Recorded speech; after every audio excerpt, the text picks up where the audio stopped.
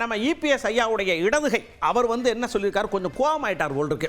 அப்பா அம்மையன்னு ஏதாவது சொன்ன உடனே இங்கே இருங்க, நீங்கள் தான் கோவச்சுக்கிட்டு போயிட்டீங்க, பலாப்பழத்தை உங்களுக்கு கொடுத்தாங்க, நின்று நீங்கள் உரிச்சு சாப்பிடுங்க, இல்லைன்னா ஒரு வாழைப்பழத்தை வாங்கி நின்றுட்டு அதையும் உரிச்சு சாப்பிடுங்க, அதை விட்டுட்டு எதுக்கு இங்கேயே வாரிய, உங்களுக்கு எங்களுக்கும் ஒட்டு ஆகாது உறவாதுன்னு தான் சொல்லியாச்சு இல்லை, அப்படியே இது பண்ணிட்டே இருக்கிய அப்படின்னு நாட்டாம படத்தில் மாதிரி பேசுகிறார்களா? நீங்கள் தான் இந்த அதிமுக உங்களுக்கு சம்பந்தம் இல்லை, பலாப்பழத்தில் தேர்தல் நின்னீங்க, இப்போ அதுக்கு அடுத்து ஏதாவது ஒரு வாழைப்பழமோ இல்லை ஒரு வெங்காய பழமோ ஏதாவது ஒன்று தேர்ந்தெடுத்து போய் நில்லுங்களா. உங்களை யார் கூப்பிட்டாங்க?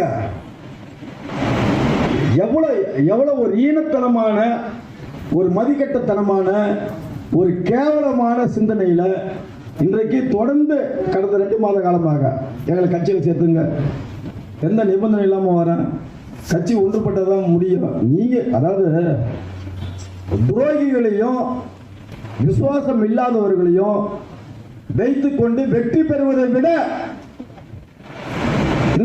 இந்த அரசியல் அரங்கில் எதிர்கட்சியாகவே செயல்படலாம். நம்ம நிம்மதியா இருப்பார் எடப்பாடியார் மட்டும் கிடையாது, நம்ம கட்சியை நிம்மதியா இருக்கும்.